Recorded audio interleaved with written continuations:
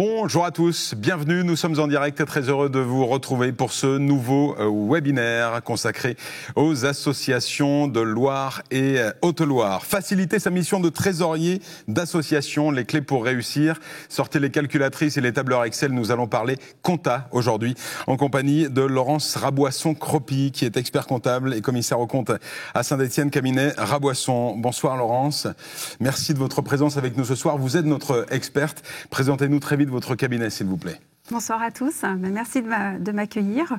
Alors la team Raboisson, c'est 8 professionnels au service de nos clients sur notre territoire Auvergne-Rhône-Alpes. En plus, on fait un petit peu de formation pour les NIS, pour les UT, et on est partenaire de Rhône-Alpia et d'Elo. Parfait, mille merci de votre présence en tout cas. C'est vous qui serez aux commandes de ce webinaire ce soir. Webinaire proposé, vous le savez maintenant, par le Crédit Agricole Loire-Haute-Loire, représenté ici par David Dalverny, animateur du marché des associations, responsable RSE au Crédit Agricole. Bonsoir David, comment ça va ? Bonsoir Sylvain, grand plaisir d'être avec vous. On ne change pas une équipe qui gagne avec Hello, avec TL7 et avec Laurence que nous avons le plaisir d'accueillir ce soir. Nos webinaires rencontrent un vrai succès. Plus de 200 personnes ont passé le replay de celui de la semaine dernière sur comment remplir mon dossier de subvention, des vrais sujets.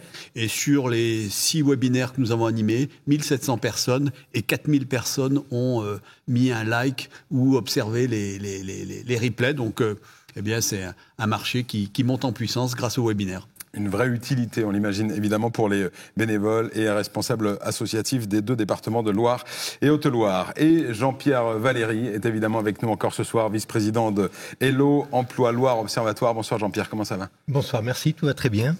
Alors Jean-Pierre, vous nous aviez présenté Hello et puis ses composantes évidemment la semaine dernière. Aujourd'hui, on parle du PASS 1901 en particulier. Qu'est-ce que c'est ?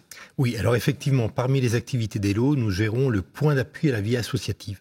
Alors le point d'appui à la vie associative a été créé par l'État il y a quelques années pour permettre aux petites associations d'avoir le même service, les mêmes appuis que les associations qui sont fédérées ou les grosses associations. Parce qu'effectivement, il y a beaucoup d'associations en France et il n'y a pas de raison que les petites associations qui ont également des responsabilités juridiques et financières ne puissent pas être accompagnées. Donc sur la Loire, nous avons décidé d'appeler ce service PASS 1901 en référence à la loi de 1901 qui gère les associations. Alors, PASS 1901, nous avons 4 missions essentielles. La première consiste à apporter conseil et assistante aux bénévoles sur toute la vie de l'association, que ça soit de la constitution et jusqu'à la dissolution, parce que hélas, l'association peut s'arrêter volontairement ou involontairement parce qu'elle a des difficultés. Nous proposons également des formations bénévoles. D'ailleurs, nous avons prochainement 2 formations assez intéressantes. Le vendredi 18 novembre de 14h à 16h avec la responsabilité des associations et des dirigeants. Et le vendredi 23 novembre, toujours de 14h à 16h, sur le thème « Renforcer la participation des bénévoles auprès des associations ». Pour vous inscrire, c'est très simple. Vous tapez www.elobs.fr et donc vous pourrez participer à ces formations. Et il faut ajouter qu'elles sont prises en charge financièrement par le conseil régional. Enfin, nous apportons des conseils personnalisés à nos adhérents grâce à des conseils d'experts. Et Laurence fait partie de ces experts qui sont référencés Hello, qui sont là pour accompagner tous nos bénévoles. Et donc, vu que nous accompagnons nos adhérents, pour adhérer à PASS 1901, c'est très simple. Il suffit de contacter Alexandra et l'adhésion coûte 35 € à l'année. C'est plus que symbolique que quelque chose, mais tout ce qui est gratuit n'a pas de valeur, donc nous faisons un petit peu financer. Et enfin, PASS 1901 vous accompagne dans quelque chose qui est fondamental, c'est la réalisation des fiches de paye, qui demande beaucoup de professionnalisme et qui peut avoir des enjeux très importants. Donc nous sommes habilités pour réaliser les fiches de paye pour les associations, et le coût est de seulement 13 € par fiche de paye et par mois. Alors, un point important également, pour la première fois, nous venons de réaliser un observatoire sur la vie associative dans notre département, qui aura pour objectif d'avoir un panorama assez précis de la vie associative sur notre département. Et ce sera un vrai outil d'aide à la décision pour les financeurs, qu'ils soient publics ou privés. Et puis, ça sera également un moyen pour les associations d'avoir un comparatif les unes par rapport aux autres. Or, toutes ces actions sont possibles parce que également nous avons l'appui financier du département. Et enfin, si vous voulez avoir plus de renseignements sur notre fonctionnement, il vous suffit de contacter Alexandra qui fait fonctionner ce service avec beaucoup de professionnalisme, et j'en profite pour la remercier ici. Alexandra, qui est évidemment en coulisses, grande prêtresse de ces webinaires et du monde associatif dans le département. Merci beaucoup, Jean-Pierre Valéry. David, je vous redonne la parole. On va peut-être faire déjà un petit état des lieux du monde associatif aujourd'hui, pour commencer. Oui, quelques chiffres clés, Sylvain. Il est clair qu'en France, il y a une vraie dynamique autour du monde des associations. On ne le sait pas toujours. 1,5 million d'associations en France, 70 000 créations d'associations chaque année, et nous sommes 36% des Français à être investis dans le monde associatif. Et ce monde associatif, il est très riche, autour de la santé, de la protection de l'environnement, du sport, du patrimoine, de l'éducation. Et donc, le Crédit Agricole est très présent avec ses bénévoles, hommes et femmes. Nous étions ce matin avec Jacques Moulin auprès de la Banque Alimentaire 42. La semaine dernière, avec d'autres équipiers du Crédit Agricole, Patricia Alibert, nous étions au CIDFFF, donc le Centre d'information des familles et des femmes sur le Puy, afin d'aider, d'encourager ces associations, leur faire prendre davantage d'ampleur. Le monde associatif a besoin de conserver et de développer ses bénévoles, a besoin de trésorerie aussi, très clairement, et puis d'être bien assuré en cas de coup dur. Et dernier point, assurer une certaine notoriété, son impact positif sur la société à mieux se faire connaître. Et c'est en cela que le Crédit Agricole a tout son sens à jouer auprès d'eux. Alors justement, quel accompagnement, on en parlera tout au long de ce webinaire, mais quel accompagnement propose le Crédit Agricole à ces associations ? Eh bien, nous avons deux réseaux. Le réseau mutualiste, des élus issus de la société civile, et puis le réseau des banquiers, de tous nos équipiers dans les 146 agences. C'est 1400 équipiers sur le territoire des deux départements, de Loire-Haute-Loire. Donc vous partez de Brioude, vous convergez sur le Puy-en-Velay, vous passez sur Yssingeaux, Monistrol, vous arrivez à Firminy, la vallée de l'Ondaine, vous arrivez à Saint-Étienne bien sûr, vous avez cette vallée du Gier, la plaine du Forêt et Roanne, et vous avez toujours un conseiller Crédit Agricole près de vous. Et les réponses que nous apportons, c'est 100% humain, 100% digital. 100% humain parce que nous sommes tous ici en chair et en os pour parler des associations, et 100% digital parce que on va le voir sur le site du Crédit Agricole Loire-Haute-Loire. Eh bien, vous avez toutes nos offres et tous les webinaires que nous avons développés. On peut parler des webinaires, je pense qu'ils vont apparaître. Voilà, vous avez le site internet qui apparaît. La petite astuce, je vous la donne à chaque fois, c'est en haut à gauche. Vous choisissez le marché sur lequel vous intervenez. Donc, en l'occurrence ici, c'est le marché des associations. Et puis, sur ce marché des associations, eh bien, on trouve nos guides digitaux dont on parlera tout à l'heure avec Laurence, le guide du dirigeant d'association, voilà. Et enfin, le guide des offres et des valeurs du Crédit Agricole sur le marché des associations. Et comment ne pas conclure mon propos sur les conférences en ligne. Nous avons eu, comme tout à l'heure, je vous dis, beaucoup de succès sur ce webinaire sur les subventions aux associations. Plus de 200 personnes se sont connectées depuis une semaine. Et puis des vraies utilités autour de comment recruter des bénévoles pour son association, comment construire son plan de communication. Et la communication, c'est aussi le nerf de la guerre. La responsabilité du dirigeant d'association, et enfin, la prise de parole en public, qui va bien au-delà du monde associatif. J'enseigne à l'université et je me sers de ces webinaires pour faire monter en puissance les étudiants de Saint-Étienne. Merci beaucoup, David Dalverny, pour cette introduction. Laurence Raboisson-Cropy, je me tourne à nouveau vers vous avant de vous laisser la parole pour ce webinaire. Parlez-nous du lien qu'entretient votre cabinet, puis vous-même d'ailleurs, avec le monde associatif. Alors, notre cabinet accompagne de nombreuses associations, que ce soit en expertise comptable ou en commissariat aux comptes. On a des associations qui n'ont pas de salariés, qui sont peut-être petites, mais néanmoins qui ont un besoin d'accompagnement pour remplir des dossiers de demande de subvention. C'est important, il ne faut pas se tromper. Et puis on a des associations beaucoup plus importantes, dont une qui a plus de 1100 salariés. Donc vous voyez, le panel est relativement large. Vous avez même un attachement particulier, personnel, à la vie associative. Oui, parce que dans mes engagements privés, voilà, on est sollicité pour faire partie d'associations et c'est toujours un vrai bonheur. Seulement, ça ne vous étonnera pas, mais moi, je finis toujours trésorière. Évidemment. Voilà. Bon, je suis également élue municipale dans mon village et en charge du monde associatif. Donc vous maîtrisez toutes les facettes de la vie associative. Le webinaire que vous allez nous proposer maintenant s'adresse principalement aux trésoriers d'associations, mais pas seulement. Non, parce que le trésorier est là, mais autour de lui, il y a une direction, globalement un bureau ou un conseil d'administration. Il est très important de savoir communiquer entre tout ce petit monde pour que ça se passe bien. Le trésorier n'est pas isolé.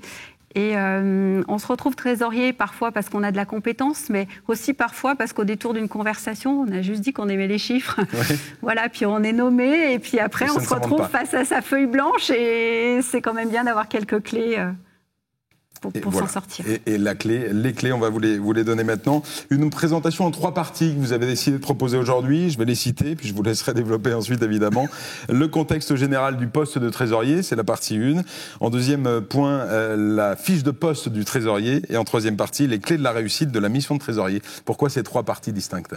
Alors, je crois que c'est intéressant de d'abord poser le cadre général pour voir de quoi on parle et finalement de se rendre compte que c'est pas si large que ça. Ensuite, on rentrera un petit peu dans le détail et puis l'idée après, c'est vraiment d'avoir des clés pour s'en sortir. Parfait, merci beaucoup. Avant de vous laisser la parole, Laurence, je dois vous rappeler que nous sommes en direct et que vous pouvez intervenir, poser des questions, profiter de notre experte comptable aujourd'hui et commissaire aux comptes, expert comptable et commissaire aux comptes. Vous pouvez poser vos questions dès maintenant par téléphone 07 62 58 54 69. Je me ferai le relais de vos questions en fin de webinaire tout à l'heure. Mesdames et messieurs, chers bénévoles et membres d'associations, ce webinaire commence maintenant.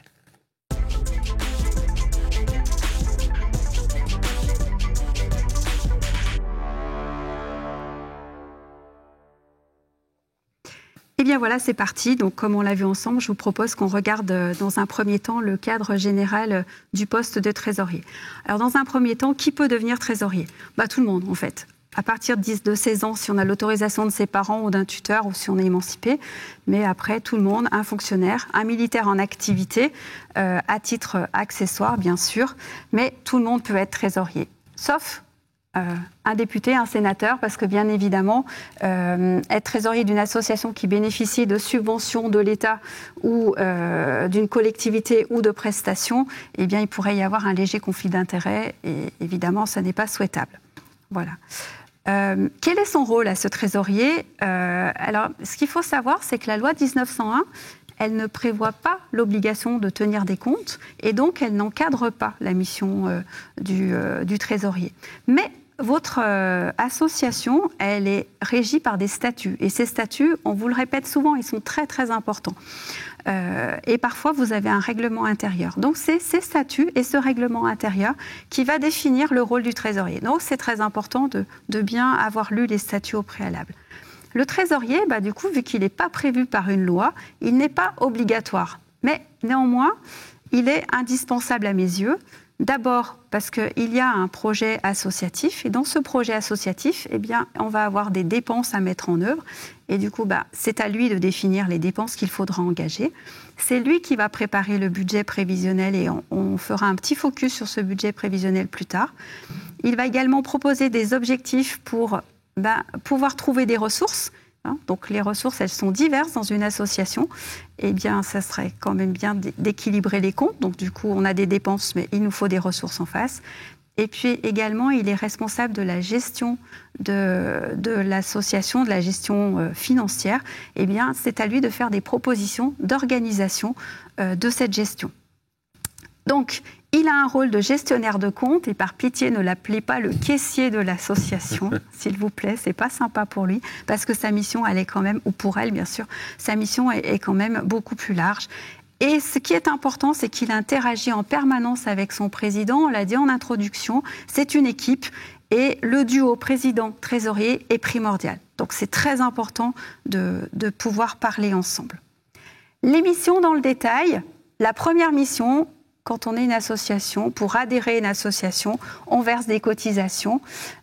Ces cotisations, il faut les encaisser, bien évidemment, c'est bien de s'engager, mais encore faut-il les payer. Donc du coup, les membres doivent payer leurs cotisations et le trésorier est chargé de les encaisser. Bon. Il doit classer, organiser, archiver toutes les pièces justificatives, qu'elles soient papier, dématérialisées, c'est à lui de bien organiser les choses. Évidemment, il doit sécuriser les mouvements financiers en lien avec son banquier préféré. Il va suivre ses dépenses, gérer le compte bancaire et puis produire et diffuser l'information financière. On y reviendra un peu plus en détail dans la partie suivante. Il va également participer à l'élaboration des dossiers de demande de subvention et par pitié, lui, filez pas le document en lui disant « c'est pour toi ». Non. Lui, il va mettre les chiffres, mais tout ce qui est rédaction du projet, tout ce qui est présentation de l'association, ça peut être fait par quelqu'un d'autre. Donc pensez-y, c'est très important de faire un travail d'équipe sur ces sujets-là. Plus on est nombreux, plus on produira un dossier complet et lisible par les financeurs. Je pense qu'il y a 15 jours, vous avez un super webinaire sur le sujet, donc vous êtes au top. Et puis, il devra établir des comptes annuels et un rapport financier pour les plus grosses structures, on le verra, ou tenir un journal des recettes et des dépenses, on le verra également par la suite. Et comme tout, on rend compte de sa gestion et on soumet tout ça à l'approbation de l'Assemblée générale, on en reparlera après. Ses responsabilités, évidemment, c'est comme tout le monde, on a des devoirs, des obligations et donc des responsabilités. Il fait partie du bureau, donc le bureau, je vous rappelle, c'est la direction de l'association, c'est généralement un président, un trésorier et un secrétaire ou une secrétaire. Eh bien, cette direction a évidemment des responsabilités. Responsabilités civiles, déjà, on lui confie un mandat, c'est bien l'exécuter. C'est important d'être à la hauteur. Il est responsable des fautes de gestion qu'il pourrait commettre au sein de cette association et il doit veiller au respect des statuts du règlement intérieur, bien évidemment, puisque son rôle est décrit à l'intérieur de ces documents.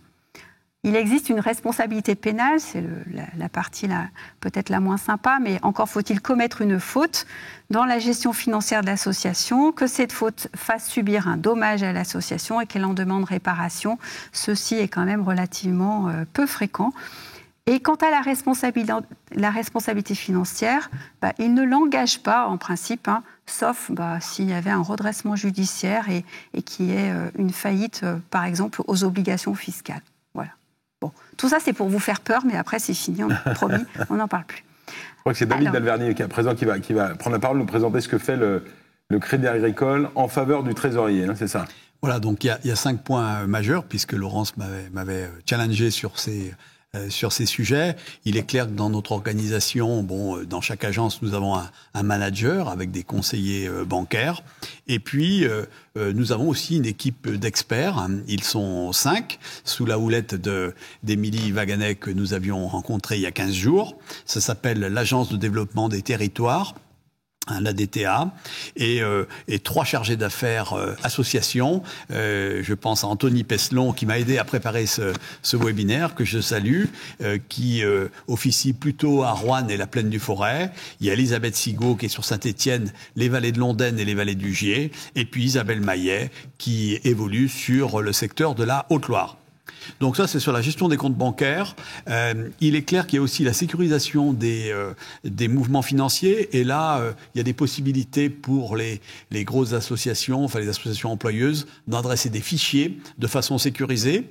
Et puis, en lien avec le trésorier et les secrétaires de cette association, fixer des montants, des plafonds, pour autoriser des délégations au-delà d'un certain montant. Par exemple, 5 000 €, c'est le trésorier qui valide les virements. Et en deçà, ce sont les équipes du secrétariat. Ça se fait, par exemple, sur des collèges, sur les OGEC. Et donc, c'est tout à fait réalisable au Crédit Agricole Loire-Haute-Loire. Un autre sujet, c'est faciliter les encaissements par carte bancaire, et non, on parle de terminaux de paiement ou les fameux TPE, de façon pérenne, régulière, pour les associations employeuses ou pour des associations qui organisent une animation particulière. Il y a des terminaux de paiement occasionnels. Voilà. Pour la buvette dont parlait Alexandra la semaine dernière. Oui, effectivement, et c'est la buvette, mais elle est source de trésorerie pour les associations, hein, c'est important. Et puis, deux derniers points, bien entendu, les assurances, on en parlait tout à l'heure, en cas de coup dur, il vaut mieux être bien assuré. Et le Crédit Agricole a un partenariat avec un acteur fiable, qui est la SMACL. La SMACL est un acteur d'assurance pour les collectivités publiques et pour les associations. Et là, il y a un vrai succès autour de cette dynamique. Et enfin, pour les associations qui veulent fidéliser leurs salariés, on parlait tout à l'heure de structures de 1000 salariés. Bon, il est clair que pour des petites structures ou des plus grosses structures, il y a des dispositifs de prévoyance et de mutuelle afin de conserver ces salariés. On sait que c'est un enjeu important. Parfait, merci. On vous laisse poursuivre, Laurence, pour cette deuxième partie. Eh bien, super. Maintenant qu'on a fixé le cadre, je vous propose qu'on rentre un peu plus dans le détail de la fiche de poste du trésorier. Alors, la première chose qu'il va devoir faire, ce trésorier, c'est gérer ses relations avec la banque. Je crois que c'est très important, c'est le contact direct de la banque.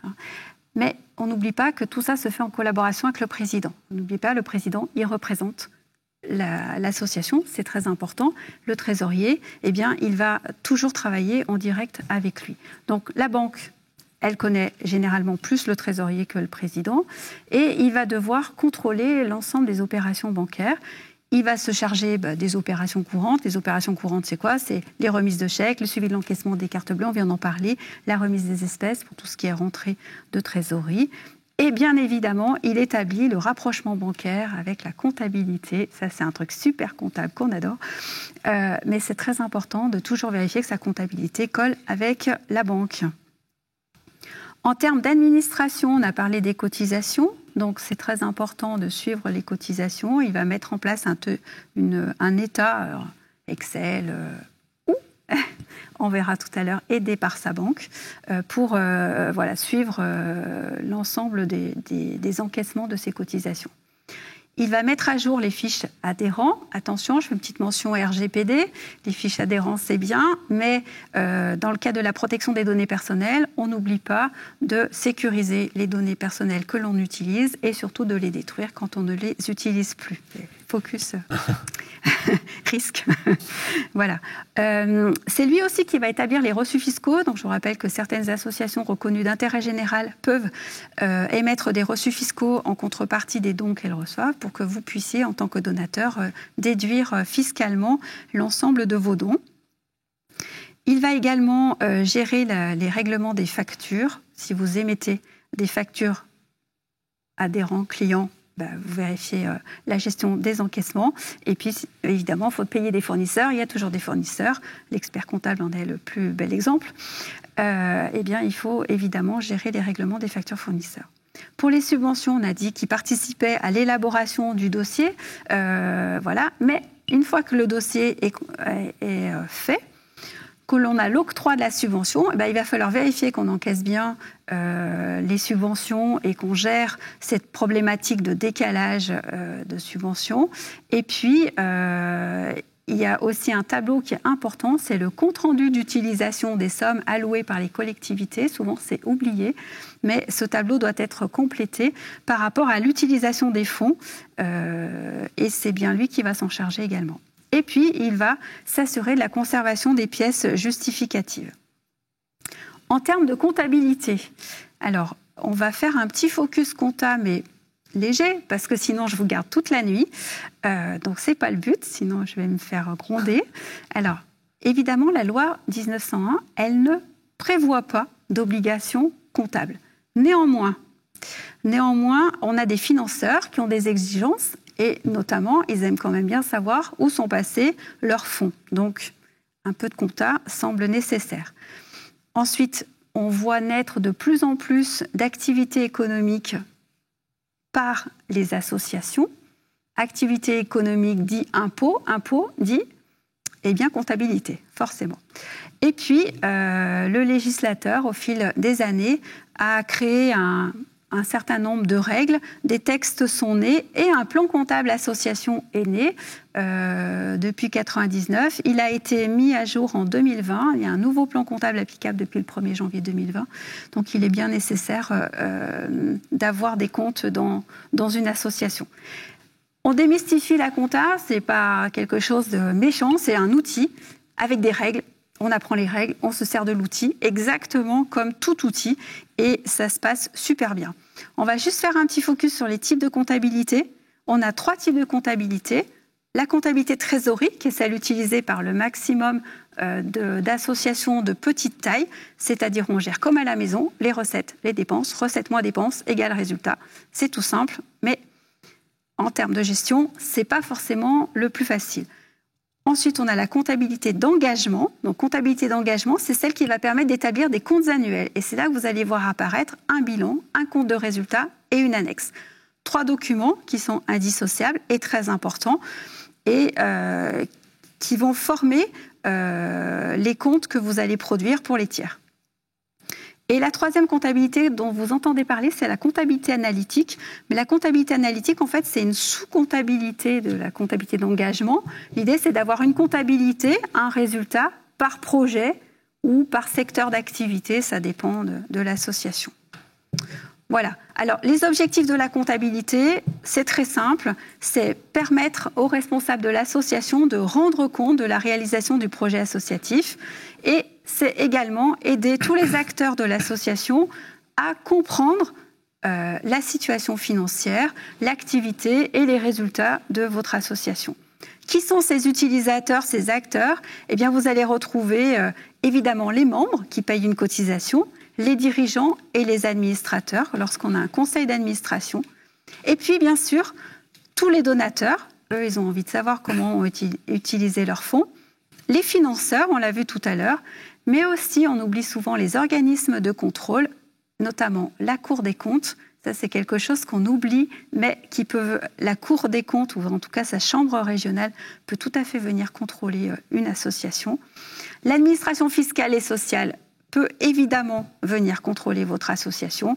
Et puis dans les acteurs, vous avez aussi votre personnel. Quand vous embauchez du monde, les gens ont envie de savoir qu'ils travaillent dans une association pérenne. Donc les comptes, c'est important pour eux aussi. Et évidemment, les banquiers. Votre banquier préféré aime bien recevoir vos comptes. C'est important pour lui aussi. Et ça permet cette transparence financière des associations que l'on attend, évidemment, comme pour une entreprise, en fait, très clairement. Alors, l'obligation d'établir des comptes annuels. Je répète, comptes annuels, bilan, compte de résultats, annexe, donc c'est le panel complet. Vous voyez que pour une association qui a une activité économique, elle doit dépasser 2 des 3 critères suivants. Plus de 3 millions de ressources hors taxes, 1 550 000 de total de bilan, 50 salariés. Évidemment, ça concerne des associations d'une certaine taille. Mais attention, les associations qui bénéficient de plus de 153 000 € de subventions ou de dons sont également concernées par l'établissement des comptes annuels. Celles qui font appel à la générosité du public également. Les associations qui nomment volontairement un commissaire aux comptes sans obligation légale, eh bien, le commissaire aux comptes doit certifier des comptes, donc il lui faut des comptes annuels. Attention aussi quand on utilise le vocabulaire comptes annuels, ça on n'y pense pas, mais les comptes annuels, ça n'est pas qu'un compte de résultat, donc ce n'est pas un compte de gestion, c'est un bilan, un compte de résultat, une annexe. Donc si on utilise le code comptes annuels, on attend évidemment des comptes annuels. Les associations fiscalisées, bien sûr, à partir du moment où on paye de l'impôt, il faut le calculer correctement, donc il faut des comptes annuels. Et puis attention, à la demande d'un financeur, c'est très important. Moi, par exemple, une année, j'ai une école de musique. Le financeur a demandé à l'école de musique d'avoir des comptes annuels en bonne et due forme. Voilà pour les comptes. On va faire un petit focus budget prévisionnel parce que le passé c'est bien, mais l'avenir c'est presque plus important, j'allais dire. Prévoir l'avenir c'est important. Alors prévoir l'avenir c'est un grand mot, mais en tout cas pouvoir mettre en forme et en musique sous forme de chiffres un projet associatif, c'est très important parce que évidemment c'est comme à la maison, on veut faire un voyage, avant de partir, vous allez regarder quelles sont vos ressources, ce que vous avez envie, voir si tout ça match ensemble et si ça va être possible, ou alors faire des compromis. Eh bien, pour des comptes, c'est exactement la même chose. Donc, l'idée, c'est d'anticiper la prise de décision nécessaire au cas où ça coince un peu. Et puis, c'est planifier ses dépenses, planifier ses recettes, et évidemment, pour aller solliciter des subventions, vous l'avez vu il y a 15 jours dans le webinaire qui vous a été proposé, eh bien, on vous demande d'établir un budget prévisionnel. Voilà. Alors, plutôt que des grands discours, je vous ai préparé quelques tableaux. Il faut bien distinguer le budget d'exploitation et le budget d'investissement. L'exploitation, c'est le courant. Les investissements, c'est ce qui sert sur plusieurs exercices comptables. Par exemple, l'achat d'un véhicule. C'est quelque chose, c'est un investissement puisque ça va servir sur plusieurs exercices. Donc voilà, présenté à l'écran un budget d'exploitation. Vous voyez que vous avez vos produits, tout ça réparti par mois, avec les cotisations, les subventions, les ventes que vous pouvez faire, les produits financiers. Et puis, vous allez avoir vos charges en face, les achats que vous allez réaliser pour faire vos projets, les charges externes, c'est toutes les charges de fonctionnement, des frais de personnel si vous en avez, donc salaire brut, les charges sociales patronales, les impôts et taxes si vous en avez, et évidemment les frais financiers en face. Voilà. Et tout ça vous fait un résultat d'exploitation et ça vous permet de voir s'il y a des mois où ça coince un peu et sur l'année ce que ça va donner. Le budget d'investissement, c'est pareil. Vous avez les ressources et les emplois, les ressources, l'autofinancement, les subventions, les cessions, les emprunts, les emplois. Si vous achetez de l'immobilier, du matériel, de l'aménagement ou du mobilier, voilà, vous listez tout ça et vous voyez les excédents et éventuellement les insuffisances, ce qui vous permet de prendre des décisions en amont. Et David Dalverny, vous simplifiez la tâche dans toutes ces démarches-là.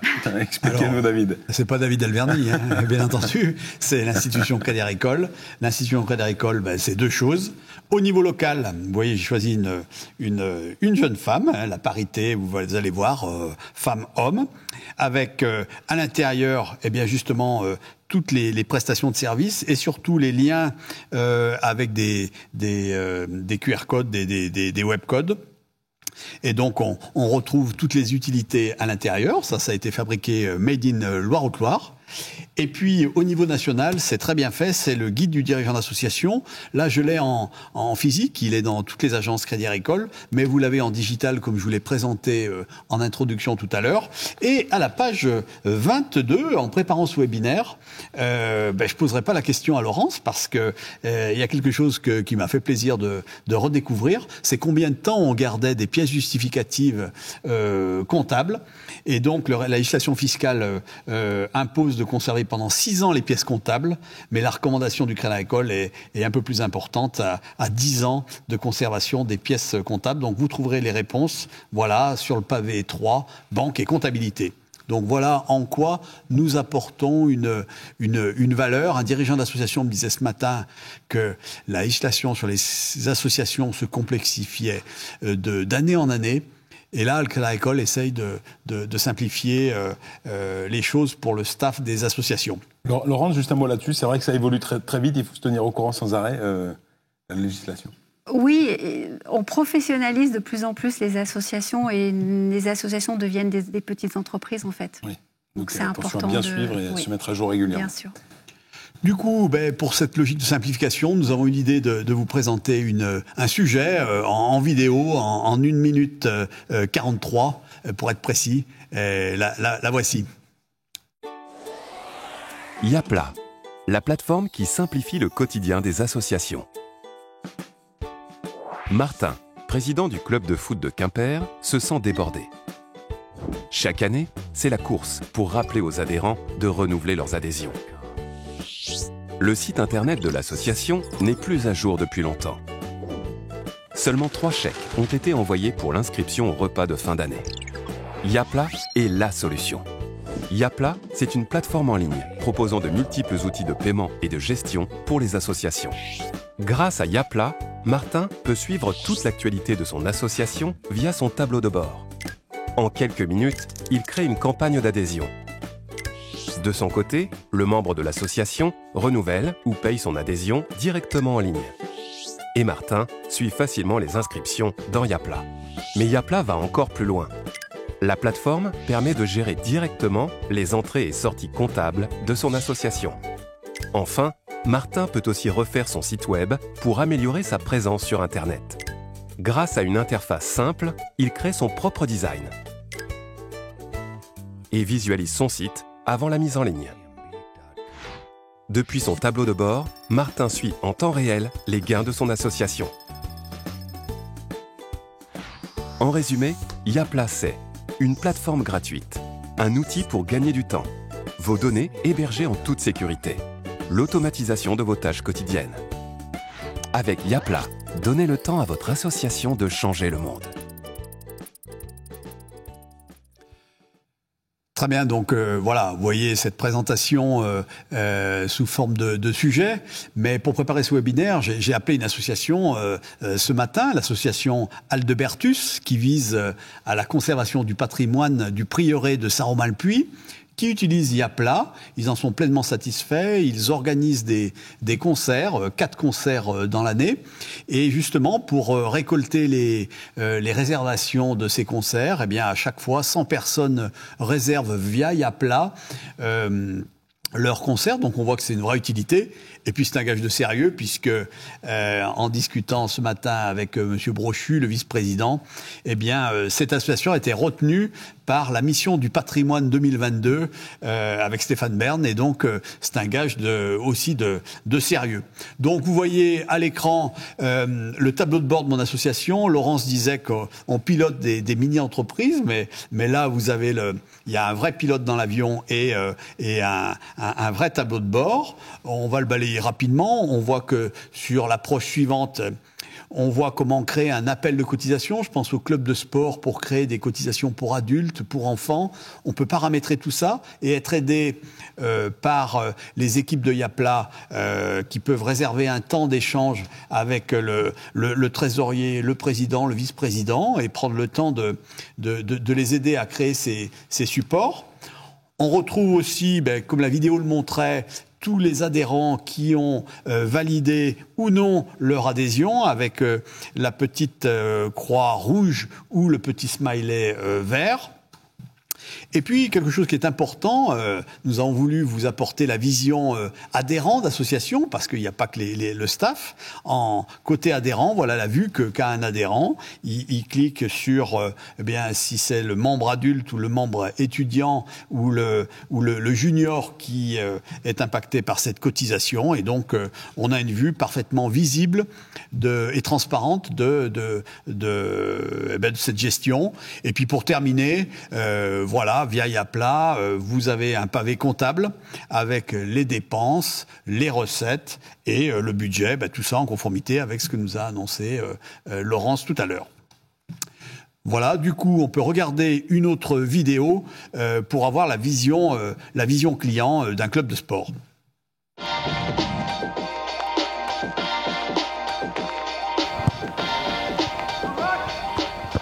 Les jeunes qu'on a accueillis il y a 10, 15 ou 20 ans sont aujourd'hui pères de famille et nous amènent leurs enfants. On est vraiment sur le vivre ensemble en fait aujourd'hui. On organise des séjours sportifs maintenant depuis 25 ans avec plusieurs thématiques fortes. Du football notamment, on a 85-90% de séjours où c'est du football, mais on a aussi des stages de basket, on a aussi des stages 3 raquettes avec du padel, du squash, du badminton. Yapla est une solution gratuite proposée par le Crédit Agricole. Aujourd'hui, Yapla nous a simplifié les transactions financières dans le sens où les familles payent par carte bleue et c'est directement reversé par Yapla sur notre compte.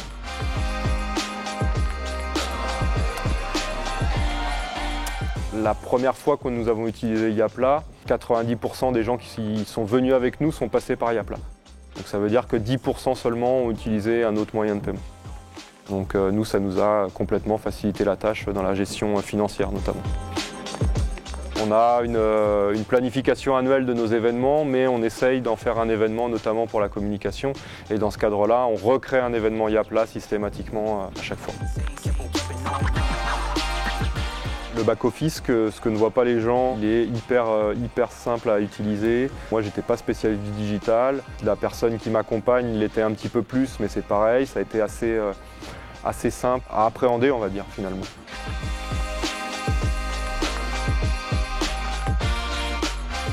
L'utilisation d'IAPLA, c'est un vrai avantage aujourd'hui parce qu'elle nous permet de gagner du temps dans la gestion au quotidien, administrative, financière. Et ce gain de temps, ça nous permet de le réapproprier sur le contenu de nos séjours, la qualité de nos séjours et notamment d'un point de vue pédagogique pour que les enfants passent un super séjour à nos côtés.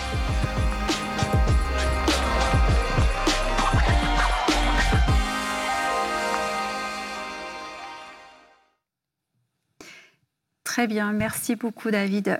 Dernière slide sur la fiche de poste de notre trésorier, c'est l'Assemblée générale. Je vous l'ai dit, c'est important que notre trésorier rende compte de son travail à l'Assemblée générale, c'est obligatoire et c'est prévu évidemment par les statuts. Donc ce trésorier, il va devoir préparer un rapport financier qui va présenter les comptes annuels ou le compte de gestion selon qu'on fait des comptes annuels ou une compta de trésorerie. Et si on fait une compta de trésorerie, on n'a que des recettes et des dépenses, donc on ne peut pas présenter en assemblée générale les dettes de l'association, les créances de l'association, si l'association a souscrit des emprunts, etc. Donc il est important de réserver une ligne sur ce sujet-là pour que tout le monde soit bien informé des dettes de la structure. C'est très important. Et par ailleurs, il est bon de présenter le solde bancaire, puisque en comptabilité de trésorerie, il n'apparaît pas sur le compte de résultat, bien sûr. J'ai mis un petit mot, attention à la notion de vérificateur des comptes. Vous savez que dans vos statuts, il est parfois noté qu'un commissaire aux comptes vérifiera les comptes. Ce commissaire aux comptes sera nommé par l'Assemblée générale, ce sera un adhérent ou 2 adhérents choisis. Attention, ça c'est une erreur de langage, c'est un vérificateur aux comptes. Un commissaire aux comptes, c'est quelqu'un comme moi qui a un diplôme de commissaire aux comptes et surtout qui est inscrit auprès de la Cour d'appel, nous c'est la Cour d'appel de Lyon, et qui doit certifier les comptes. Mais un vérificateur aux comptes, c'est un adhérent, plusieurs adhérents qui vont vérifier que la gestion se fait sainement. C'est-à-dire qu'ils vont vérifier qu'il y a bien des pièces justificatives avec toutes les dépenses et que tout ça est bien organisé. Voilà. Donc c'est très important parce qu'on fait changer beaucoup de statuts par rapport à ça, parce que la notion de commissaire aux comptes, c'est une notion légale. Et puis, il est toujours bon en assemblée générale de présenter le budget de l'année en cours. Voilà. Donc, avec des outils comme le prévoit le Crédit Agricole, c'est globalement facilité et la présentation, du coup, est accessible à tout le monde, en fait. C'est très bien. Tout à fait, Laurence. Moi, j'ai le souvenir, comme directeur de secteur, de plusieurs agences du Crédit Agricole, sur la vallée de Londaine ou sur la vallée du Gier, d'être intervenu, j'en profite pour les saluer, le club de foot de Firminy, le FCO Firminy, hein, et puis à Saint-Chamond, une association fétiche aussi là-bas, c'est À Tout Monde. Et j'avais le plaisir d'être invité chaque année, et donc ça permet de voir le dynamisme et les projets du monde associatif sur le terrain. Donc c'est important d'être là. Super. Du coup, je vous propose qu'on passe aux clés de la réussite. Alors là, c'est votre truc, hein, normalement. C'est les trucs et astuces de Laurence Raboisson-Cropy pour la compta. Exactement. Alors, d'abord, ce que je vous conseille, c'est d'avoir de bonnes connaissances. Alors, les bonnes connaissances, c'est quoi ? D'abord, c'est bien connaître l'association dans laquelle on va s'investir, connaître son historique. On ne peut pas arriver dans une association et du coup se décréter trésorier pour la première année où on est adhérent. Ça me semble complètement impossible. Je crois que c'est important de s'imprégner du pourquoi de cette association, pourquoi elle est née, comment elle est née, qui sont les gens qui la font vivre et quelle est son histoire. Voilà, comment elle a été financée jusqu'à présent, pour se faire une idée du futur. Je crois que de toute façon, on est tous pareils, on a tous des fondations. Ces fondations sont importantes pour aller vers l'avenir.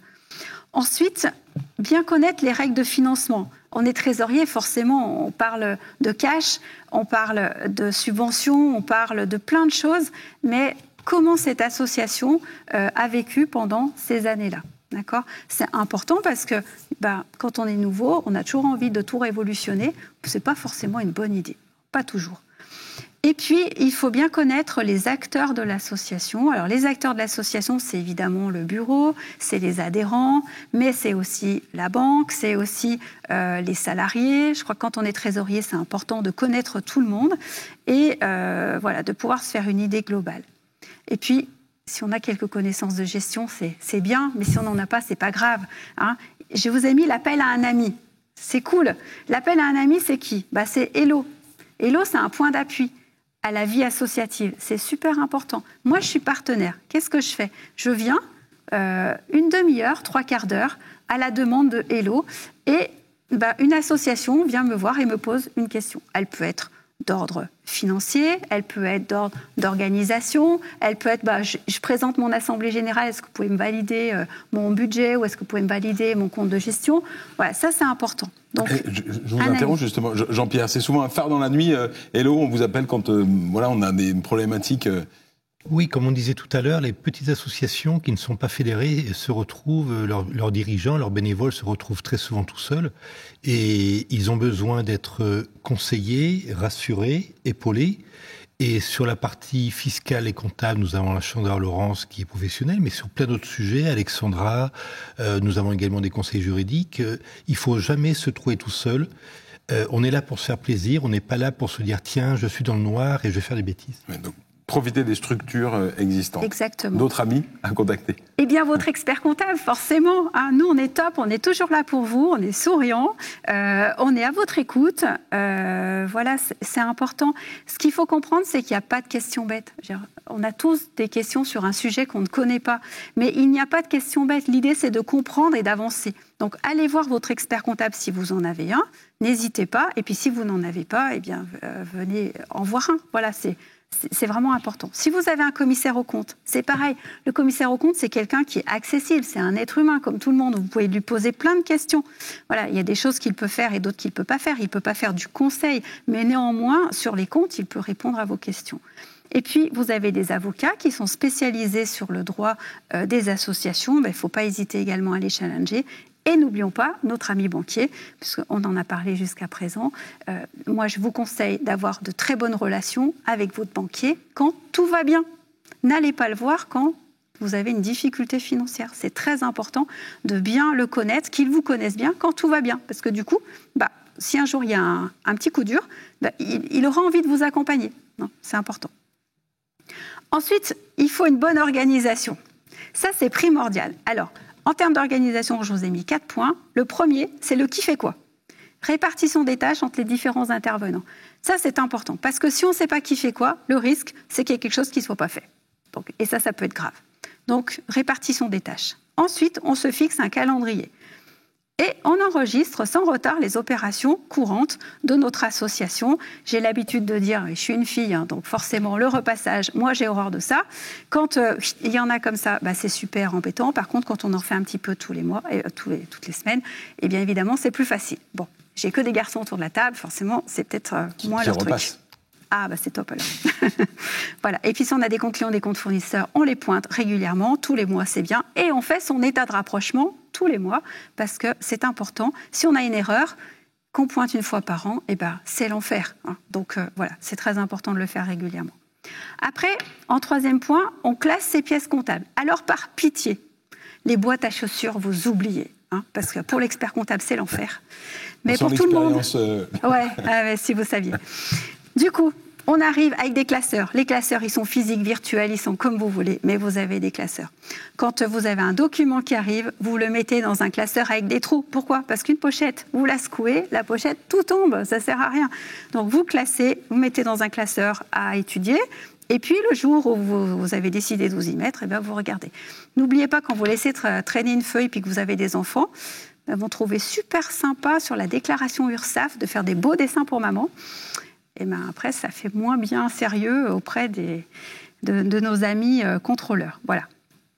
Et puis, donc, on fait des classeurs par catégorie, la trésor d'un côté, le personnel de l'autre, les justifs en attente, et puis vous pouvez faire tout ce que vous voulez, mais l'important, c'est que ce soit classé. Voilà. Et quand vous allez voir votre expert comptable, vous lui apportez votre super classement. Si tout est dématérialisé, c'est encore mieux. Vous faites des répertoires qui vont bien et vous transmettez tout ça en sécurité informatique à votre expert comptable. Conserver l'original des pièces, scanner une pièce, c'est la même valeur que l'original ? Non, normalement, en fait, ce qui compte, c'est la façon dont est arrivée la pièce justificative au départ. D'accord. Donc, si c'est arrivé numérisé et que vous l'imprimez, ce qui compte, c'est le numérique. Voilà. Et puis on fait des contrôles de cohérence. Alors pour les puristes en compta, débit égale crédit, évidemment, actif égale passif, d'accord. Ça c'est pour les comptes annuels. Et puis on vérifie bien sûr quand on fait des comptes annuels que le résultat que l'on a dans notre bilan au passif, eh bien c'est le même que l'on a dans le compte de résultat. Sinon, normalement c'est pas équilibré et ça coince un peu. Voilà. Et puis Alexandra, elle a un petit truc qu'elle aime bien que je dise. Alors je vais le dire, sinon elle va me gronder. Ça me vient de ma maman qui était comptable. Quand on a un écart que l'on ne trouve pas, si on additionne les chiffres de l'écart, si c'est un multiple de 3, en principe, c'est qu'on a fait une inversion de chiffres. Alors, ça ne marche pas forcément tout le temps, mais 99% du temps, c'est ça. Ensuite, le comportement à adopter avec son président. Alors, je vous ai dit que le rôle président, trésorier, c'est vraiment une équipe soudée, tout ça. Bon, c'est super. Mais quand même, on se met bien une bonne répartition des tâches entre les deux pour savoir le qui fait quoi, j'en ai parlé tout à l'heure. On échange régulièrement et surtout, on sait dire non. Parce que quand on est trésorier, on est globalement super sollicité. Mais si vous avez un président qui est un super créatif, un peu dans mon genre, je pense qu'il a des idées qui tombent toutes les 5 minutes, et vous allez vous épuiser à trouver des ressources, mettre des dépenses, faire des budgets, refaire un autre budget, etc. Donc à un moment, il faut savoir lui dire, mon gars, stop, on a décidé comme ça, on fait comme ça, puis on verra après. Parfois, c'est salutaire. Il faut savoir rendre compte, le président a besoin de savoir ce qui se passe. Et puis, il faut être agile. Être agile, ça veut dire quoi ? Ça veut dire aussi, quand on veut faire un projet, parfois il y a des fondations qui vous proposent en fait des actions, en tout cas des subventions liées à des actions qu'elles veulent mettre en place. Souvent, vous en avez connaissance peut-être 1 semaine ou 15 jours avant la deadline. Eh bien, c'est pas grave, on y va. On remplit le dossier et il faut être agile. Donc, ça veut dire qu'il faut être réactif pour moi en fait. Voilà. Pour la trésorerie, on gère et on optimise en bon père de famille. On est dans une association, c'est très important. Donc, les prérequis pour tout ça, c'est une bonne connaissance de la situation réelle des comptes. Ça, je vous l'ai dit tout à l'heure. Des règles de fonctionnement. Et surtout, on essaie d'anticiper au maximum les flux. Ça, c'est vraiment important pour voir avec un plan de trésorerie comment vont se passer les échéances à venir. Quelques points de vigilance, on se met un solde de précaution de trésor. C'est important. Si on descend en dessous, on sait qu'on ne sera pas bien. Généralement, quand on a des salariés, on essaye de faire attention, d'avoir 6 mois de salaire ou quelque chose avec les charges sociales. C'est des notions qui sont importantes et qui comptent. On estime les excédents que l'on peut placer, parce que c'est important d'avoir des sommes à placer. Voilà, votre banquier est là pour en parler. Et puis, on évalue les besoins de financement à court terme et la durée souhaitée des placements. Et évidemment, on contrôle toujours la bonne marche des opérations et des simulations.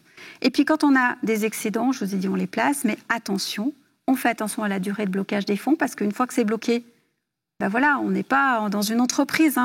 L'idée, c'est quand même que ce soit sécurisé. On n'accepte pas trop de risques. Pareil, on n'est pas dans une entreprise, donc on n'est pas là pour risquer. On est plutôt là pour faire en sorte que ça fructifie, mais bien correctement. Et on fait attention à l'impôt sur les sociétés, parce que quand on est une association, on dit qu'on n'est pas fiscalisé. Oui, mais attention, il y a des placements qui sont exonérés, comme le livret associatif, mais il y a des placements qui sont fiscalisés à un impôt sur les sociétés de 24%. Donc attention, vigilance, on ne fait pas n'importe quoi. C'est pas grave d'être fiscalisé, encore faut-il bien remplir la déclaration qui va bien. Voilà. Et le Crédit Agricole est bien évidemment là pour vous accompagner. Effectivement, Laurence, donc vous en avez parlé. Le livret A, on est en période de montée des taux, donc pour les trésoriers, ils vont vivre des moments meilleurs qu'il y a quelques années, parce que moi aussi, je suis président d'une association. Mon trésorier me rendait compte des placements du livret A, et à chaque fois, il était un peu charrié ces dernières années. Là, à 2% net, ça peut représenter des sommes un peu plus conséquentes. Sachez aussi, donc, sur le livret A, on peut placer jusqu'à 75 000 euros. Il y a les parts sociales aussi qui sont intéressantes, puisque on peut placer jusqu'à 12 000 euros avec une rémunération intéressante à la clé. Il y a des dépôts à terme. Il y a aussi de l'épargne salariale pour les entreprises, les associations. Les associations, mais là, on n'est pas loin des entreprises parce qu'elles gèrent vraiment beaucoup de salariés. Donc, il y a de vraies solutions au Crédit Agricole Haute-Loire. beaucoup. Alors, je vous ai mis un petit exemple de plan de trésorerie, tout simple, par mois. Donc, vous avez les produits, les encaissements, cotisations, subventions, ventes, produits financiers. On revient sur notre compte de résultat finalement. Mais en termes de trésor, et puis les charges décaissement, ça nous permet tous les mois d'avoir une variation de trésorerie, de voir les investissements que l'on va avoir à faire et les emprunts que l'on peut mettre en financement en face. Et vous avez une trésorerie au mois, puis une trésorerie en fin d'exercice. Ça permet de voir si à un moment, il y a un petit trou, et s'il y a un petit trou, help. Alors, on va vite voir son banquier pour qu'il nous accompagne. Voilà. Alors, on parle de comptabilité. Pour les grosses associations, ce n'est pas un souci. Il y a un expert comptable, un commissaire aux comptes. Pour les petites, on n'a pas l'obligation d'établir des comptes annuels. Vous les avez vus, les seuils sont importants. Oui, mais attention. Les statuts peuvent prévoir des choses où la simple obligation de rendre compte nécessite qu'on établisse au moins un compte de gestion. Donc, vous pouvez établir seulement un livre journal des recettes et des dépenses où vous avez seulement vos mouvements de trésorerie qui sont enregistrés. En fin d'exercice, vous présentez bien un compte de gestion et vous recensez vos trésoreries, vos créances et vos dettes à payer pour les présenter en assemblée générale. On l'a vu, c'est très important. Malgré tout, moi, je vous conseille d'utiliser un plan comptable. C'est une façon finalement de travailler avec des bonnes méthodes. Et du coup, quand vous allez remplir vos demandes de subvention, c'est toujours présenté avec les comptes comptables. Donc, le travail est déjà fait. Et vous présentez votre compte de gestion comme un compte de résultat normé. C'est très formateur. Et surtout, si vous avez un trésorier qui arrive derrière, eh bien, il a des choses compréhensibles pour lui. Et du coup, c'est plus facile de prendre la suite. Voilà. Et puis, j'ai remis, si vous avez des salariés, des financements externes importants, il est important d'établir des comptes annuels, même si on n'est pas tout à fait au seuil. Voilà. Et puis, il y a toujours des super jours, et puis il y a des jours un peu plus difficiles.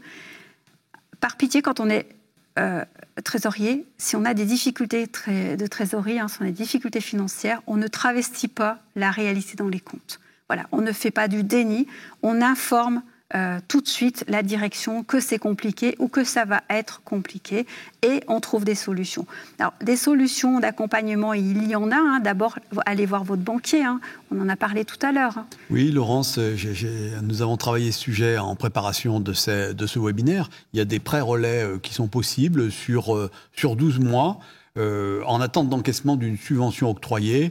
Et par contre, là, bien sûr, le banquier sera exigeant sur une pièce, la notification d'accord de la commune ou du département. Mais l'assurance que la subvention sera bien versée. Voilà, on peut faire l'avance de ces sommes et c'est important pour éviter toute crise de trésorerie. Et oui, c'est vrai que souvent on avance les dépenses avant de toucher les subventions, donc on a un petit trou et voilà, c'est pas grave, il y a toujours des solutions. Voilà. Et puis après, quand c'est un petit peu plus grave, moi je vous conseille de vite vous mettre sous la protection du tribunal. Vous avez la sauvegarde, le redressement judiciaire, ce sont des mots qui parlent plutôt aux entreprises, mais n'empêche, c'est très important également pour vous et le tribunal de grande instance est là pour vous soutenir, donc il ne faut surtout pas hésiter de se mettre sous la protection du tribunal pour avancer et repartir sur des auspices meilleurs. Voilà, j'en ai fini avec la présentation. Parfait, merci beaucoup. Et il est temps de conclure. Du coup, nous sommes à 1 heure, pas loin. Je vous poserai des questions ensuite. Nous avons des questions. D'accord, super. Alors, en conclusion, vous l'aurez compris, le poste de trésorier, il n'est pas obligatoire, mais vous avez bien vu qu'il était indispensable au bon fonctionnement de cette association. C'est un engagement qui est fort. Être trésorier, ça demande un peu d'investissement, mais c'est tellement intéressant et enrichissant que vous allez voir, ça va être super top. Et puis surtout, vous faites appel à Hello. Pour avoir des modèles de tableaux, Alexandra a plein de choses que je lui ai données, puis qu'elle a grappillées à droite et à gauche. Et puis, si vous voulez approfondir un peu, Hello vous propose des formations de 2 heures que j'anime sur la comptabilité, la fiscalité, le modèle économique. N'hésitez pas, contactez Alexandra et elle sera là pour vous. Merci beaucoup, Laurence. Rapidement, on va rappeler le numéro de téléphone qui s'affiche. Si vous avez des questions, n'hésitez surtout pas à les poser dès maintenant. 2 petites questions pour vous, d'ores et déjà. La première, peut-on cumuler les fonctions de trésorier et de président d'association ? Alors, comme le trésorier, faire binôme soi-même. Oui, c'est ça. Alors, comme le trésorier n'est pas obligatoire, effectivement, on pourrait imaginer faire les 2 en même temps. C'est tout à fait possible. Par contre, en termes de risque, c'est quand même assez moyen que le président contrôle, paye, etc. Pour moi, c'est très, très risqué. C'est à ne surtout pas faire. Deuxième question, effectivement, en cas de transition, que doit faire un trésorier qui succède à un autre trésorier ? Alors, c'est toujours un peu délicat quand on succède. Néanmoins, il est important de prendre connaissance de cette histoire, récupérer l'ensemble des éléments. Et puis, la première chose à faire, c'est changer les signatures. Donc, la première chose à faire, finalement, c'est d'aller voir son banquier et de mettre à jour les signatures sur les comptes. Parfait, merci beaucoup. C'est tout a priori pour les questions par téléphone. Petit tour de table, Jean-Pierre. Oui, alors finalement, une association, c'est quoi ? C'est des personnes qui décident de faire un petit bout de chemin ensemble pour mettre en œuvre un projet, une idée. Et justement, c'est là qu'il faut se faire plaisir, c'est là qu'il faut aller au bout de ses rêves, mais surtout pas se mettre en danger. Une association n'est pas là non plus pour faire du bénéfice, ce n'est pas sa vocation, mais il faut néanmoins avoir des réserves financières pour les coups durs, ou pour mettre en œuvre de nouvelles actions, parce que sans financement, souvent, on reste coincé au pas de la porte, on ne peut pas aller plus loin. Et donc là, en tant que bénévole, je suis fier d'appartenir à Hello, et fier avec tous les partenaires autour de la table, TL7, le Crédit Agricole, nos partenaires, et on est là vraiment pour aider les associations, les petites, les un peu moins petites, à mettre en œuvre leurs projets, à réaliser leurs rêves. Et aujourd'hui, je suis particulièrement fier d'être ici avec vous. Merci beaucoup, Jean-Pierre. David ? Eh bien, moi, je conclurai sur 2 éléments. La première, sur toutes les questions pratiques qui peuvent générer de ce webinaire. Le numéro de téléphone, c'est le numéro de téléphone d'Alexandra de la plateforme d'association Hello. Donc, elle répond jour et nuit. Presque. Donc, vous pourrez dès demain l'appeler sur ce numéro et elle vous répondra. Sinon, moi, j'ai pris des notes de façon très sérieuse pendant le webinaire animé par Laurence. Et donc, j'ai fait un triangle avec des finances saines, premier point. Une prise de responsabilité anticipée, et on l'avait vu lors d'un webinaire précédent, une communication prégnante et efficace pour assurer une notoriété, un sérieux et gagner des adhérents. Et donc tout ça, ça permet de pérenniser l'association. Et en un mot, il n'est de richesse que d'hommes, mais d'hommes avec un grand H. Voilà comment je terminerai mon propos. Merci beaucoup, David Dalverny. Laurence Rabosson-Cropy, un petit mot de conclusion, même si votre conclusion vous l'avez faite, mais qu'est-ce qu'on peut dire ? Foncez, devenez trésorier, bon courage à tous. N'ayez pas peur des chiffres, c'est ça ? Exactement, voilà. Merci 1000 fois pour ce webinaire. Un plaisir.